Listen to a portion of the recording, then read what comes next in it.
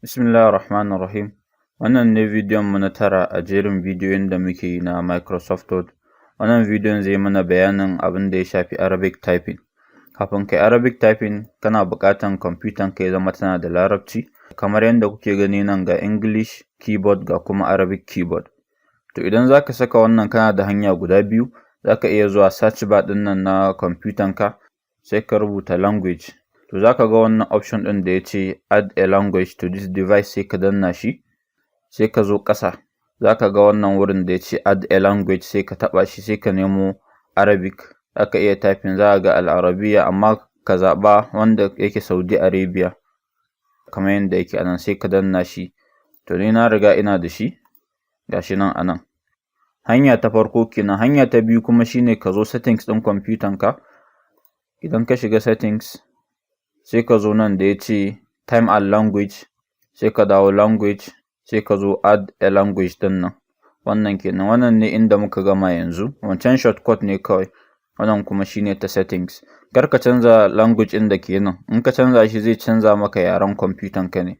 Maimakon ka ga date and time, zaka gani al-waqtu wa tarikh misali kenan. To wannan kenan. Bayan ka saka ma kwamfutan ka Larabci ɗin, sai ka zo ƙasan nan zaka ga an saka ENG English kenan. To zaka ga ainun anan a matsayin Arabic, ko kuma ka ga ARB. To sai mu dawo Microsoft Word ɗin mu. Mun riga mun yi bayanin Microsoft Word tun daga kan file har zuwa view ɗin nan, kuma mun bada misalai yanda zaka yi amfani da su daban-daban.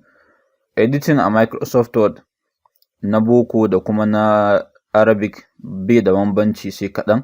Abinda nake nufi anan shine, idan ka zaɓa wannan abun, to yanda zaka yi danna B ɗin nan yayi bolding, haka zaka yi a na boko. Inda zaka mai underlining haka yake a na boko. Inda zaka zo nan ka mai da shi gefen nan ko nan, duka haka yake a na boko. To bai da wani bambanci sai ƴan kaɗan. To bambancin su ne zan yi bayani yanzu. Na farko, bayan ka shigo Microsoft Word, kana buƙatan ka canza wannan wurin wanda ya ce right to left ɗin nan. Dan nan yana left to right, wanda shine yanda boko ake rubutu. Misali ka ce rubutu. A boko ana yin rubutu ne daga hagu zuwa dama. To amma shi kuma a na Larabci ana yin rubutu ne daga dama zuwa hagu. Sai ka fara canza keyboard ɗin ya dawo Arabic ɗin, sai ka rubuta haka. To ka tabbatar in zaka yi na Larabcin, wannan ɗinka yana nan, sannan kuma wannan na nan ba a nan ba, yana nan. Haka shi ma na bokon yana nan kuma yana nan. To sai bambanci na biyu kuma shine wurin numbering. Idan ka zo wajen numbering ɗin nan ka zaɓa number, zaka ga numbering ɗin boko ya zo da 1. Misali in ka danna enter zaka ga 2 ɗin shi. Haka na Larabcin ma, idan ka zo wurin numbering ya kamata ka ga number ka ya dawo da na Larabci. To amma sai number bai zuwa da Larabci. To yanda zaka yi ka sa wannan number da Larabci shine ka zo file, ka zo option, sai ka zo advance, sai ka yi ƙasa. Wannan wurin da ya ce numeral ɗin nan, ka canza shi ya dawo context, sai ka danna OK. To yawanci yana komawa Larabcin a haka. Idan naka yana context sannan kuma bai canza da Larabci ba, sai ka mai da shi Hindi, sai ka danna OK. To zaka ga ya dawo Larabci, ta yanda idan ka zo nan ka danna enter, sai ka ƙara yin wani rubutu, zaka ga na Larabcin ne har yanzu. To wannan kenan shine bambanci na biyu. Sai bambanci na uku shine a insert ɗin nan, muna da insert page number. To shi ma ɗin idan da bamu zo wurin file ɗin nan mun canza option ɗin nan ba, ya dawo na Larabci. To idan na zo na sa page number mu, za mu ga page number ne da boko. Misali idan na zaɓi wannan, bari na ƙara mishi girma. Kun ga yanzu ga page number mu nan ya zo da na Larabci. Bari na je page 2. Kun ga yanzu ina page 2, ga page number na nan ya zo da Larabci shi ma. To da a ce ban canza wancan abun ba, idan na zo na saka page number, na gama rubutuna da Larabci. Idan na zo page number za mu gan shi ne da rubutun boko, kamar yadda muke gani a wannan misalin. To sai mu ci gaba. Sai bambanci na uku kuma shine layout. Sai muke da column. Bari na amfani da wannan rubutun sai ne mana misali. Yanzu misali zaka saka column. Column shine ka raba rubutun guda biyu. Idan ka zo layout, ka zo column, sai ka danna wannan 2 ɗin, zai raba rubutun guda biyu. To amma ya kamata huwa ɗinka ɗin nan ya fara daga farko ne. to da ka danna column ɗin sai kuma huwan ya dawo nan, wannan na ɓangaren boko kenan. To yanda za ka yi ka mai da shi ɓangaren larabci shine ka zo more columns ɗin nan, sai ka zo nan ka danna right to left, sai ka danna OK. Yanzu za ka ga huwa ɗinka ya fara daga nan. So kawai in za ka yi sai dai kawai ka zo column, kawai ka zo more columns, sai ka zaɓa 2, sai ka danna right to left, sai ka danna OK, shikenan. In kana so ka sa layi a tsakiyan su, sai a more column ɗin ka danna wannan line between, sai ka sa OK ɗinka, shikenan ka riga ka gama. Sai kuma mu je bambanci na gaba, shine kuma a reference, inserting footnote. Kamar yadda muka gani a wannan, gashi nan irin sakin layin nan da ake yi bayan an yi rubutu wurin hashiya ko ta'aliki in ana rubuta littafi ko muzakkiratu haka ko wani rubutu, sai ka zo reference ɗinka sai ka saka insert footnote. To bayan ka saka insert footnote ɗin nan zaka gan shi ya dawo ɓangaren hagu, wanda shine na boko. Kamar yanzu in na dawo home ɗin nan za ku ga gashi nan yana ɓangaren boko, to sai ka mai da shi ɓangaren larabci, sai ka danna nan, sai ka yi misali ka ce at-ta'liq. Bari na selecting ɗin shi na ƙara mishi girma duka. To amma kuma shi wannan layin yana ɓangaren hagu, ya kamata kuma ya dawo dama ne. To yanda za ka canza shi shine sai ka dawo view ɗin nan, ka zo draft, sai ka dawo reference, sai ka zo show notes. Daga nan sai ka zo wannan gurin ka taɓa shi ka dawo footnote separator, za ka gan shi a nan. To sai ka dawo home, shi ma ɗin sai ka mai da shi na larabci saboda yana na turanci ne. Shikenan ya dawo wannan wajen, sai ka dawo view inda ka je ɗazu, sai ka mai da shi print layout, ya dawo normal page kenan. In kai ƙasa ɗin nan za ka ga gashi nan ya dawo ɓangaren larabcin shi, dama zuwa hagu kenan. Abu na gaba shine wurin yin wasali. Bari na yi amfani da wannan. Za ka yi wasali, ya za a yi wasali a keyboard ɗinka na larabci. To yanda za ka yi wasali shine, bari na fito da on screen keyboard, kai ma za ka iya rubutawa, za ka gan shi. Wannan keyboard ne da ake samun shi a kwamfuta. Yanzu zan canza wannan rubutun ya dawo na larabci, kai ma ka canza naka, ko da ta ƙasan nan ne, sai ka zaɓi English ɗinka ko Arabic. To yanzu in za ka yi wasali a nan, ya za ka yi wasali? In za a yi wasali ana amfani ne da wannan shift ɗin, sai kuma a danna wasalin. Wasalinka suna nan wurin, nan ne fataha, nan fathatani, kasra kasratani, damma dammatani, sai nan muke da sukun, sai kuma nan muke da shadda, sai anan muke da full stop, nan kuma shine comma. Na boko yana nan, wannan shine comma na larabci. To shi shift ɗin nan, idan ka kalla keyboard ɗinka za ka ga harufan nan, misali jimun, ha'un, kha'un, amma a ta sama muna da wasu harufan. To su in za ka danna su sai ka danna shift, kamar alifun mai maddi ɗin nan da kuma lam alif shi ma ɗin mai maddi a saman nan. Sannan ga question mark shi ma sai da shift.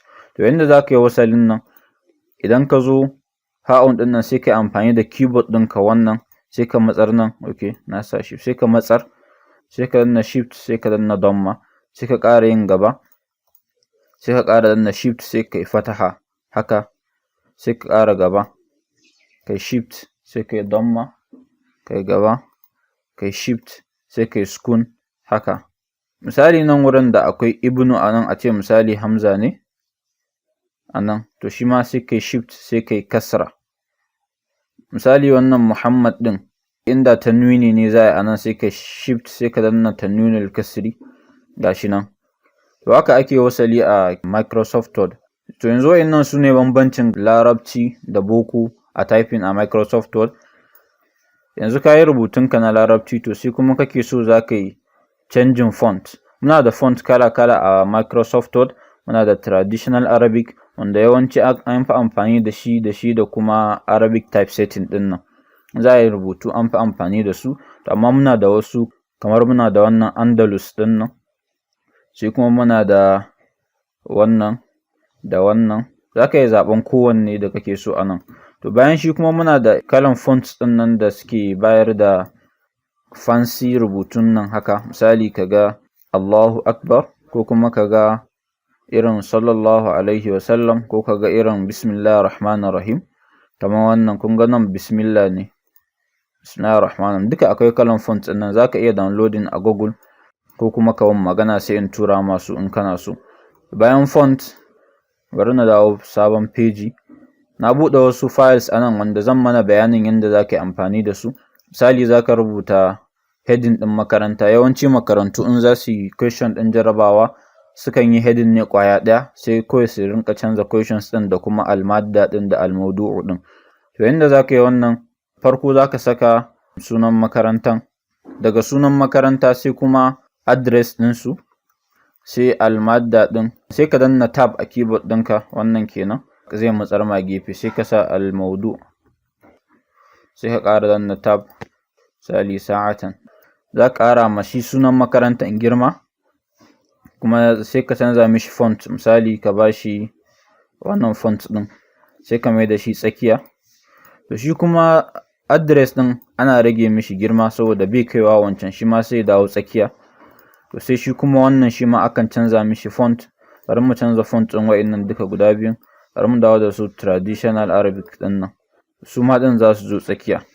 To wannan space ɗin da ke nan ya yi girma, sai ka dawo nan ka cire remove space after paragraph, sai ka ƙara zuwa nan ka ƙara yin remove space after paragraph. Wannan misali kenan. To sai layin nan da ke nan, inda za ka yi layin nan shine sai ka zo insert, ka zo shapes, sai ka zaɓa wannan, sai ka zana, ka riƙe shift a keyboard ɗinka saboda layin ya tafi straight.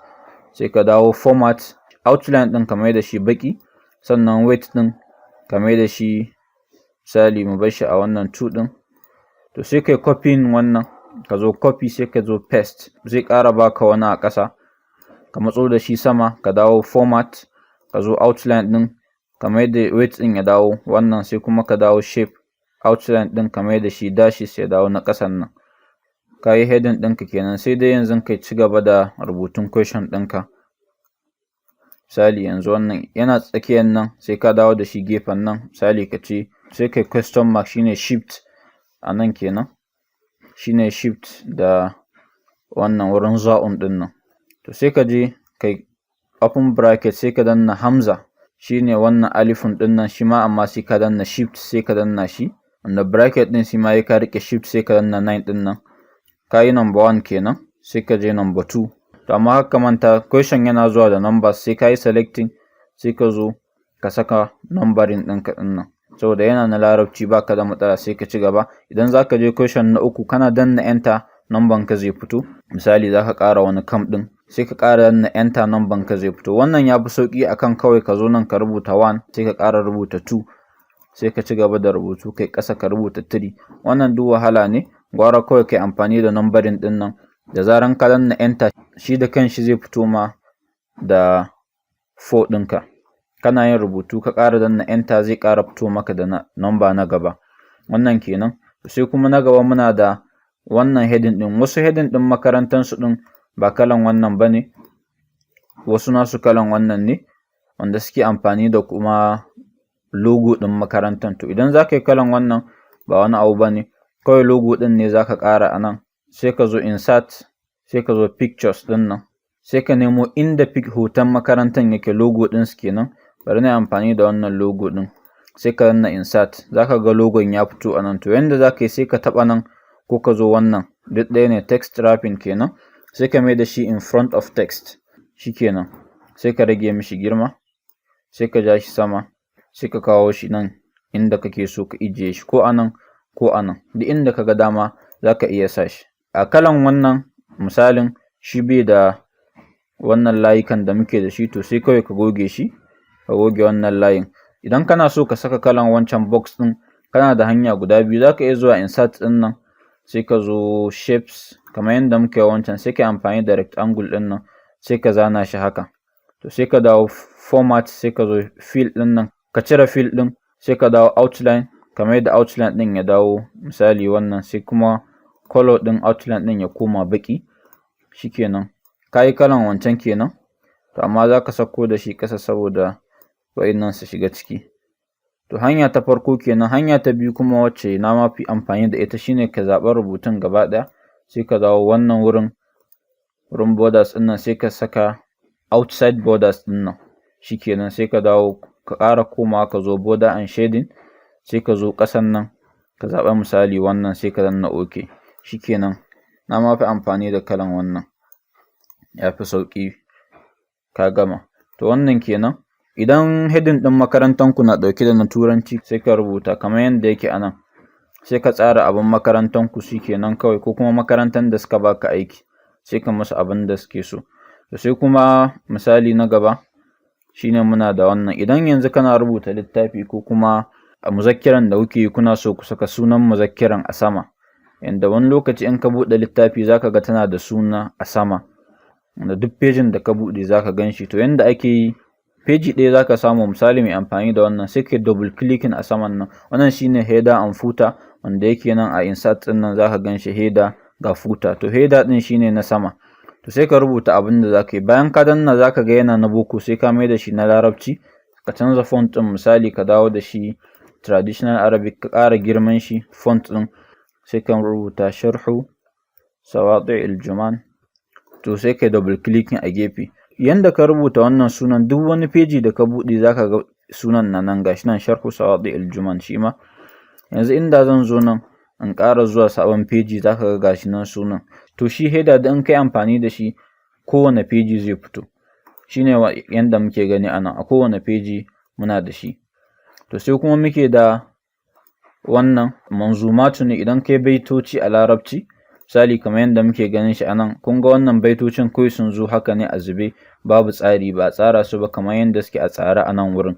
To yanda za ka yi ka tsara wannan abun shine za ka zo wannan insert ɗin, ka zo table, sai ka zaɓa row ɗin ya zama guda 4, to sai ka matsar da wannan, sai ka dawo ka ƙara matsar da wannan, sai ka taɓa wannan plus icon ɗin, sai ka yi right click a kan shi, za ka ga table properties, sai ka dawo row ɗin nan, sai ka mai da wannan 1 cm,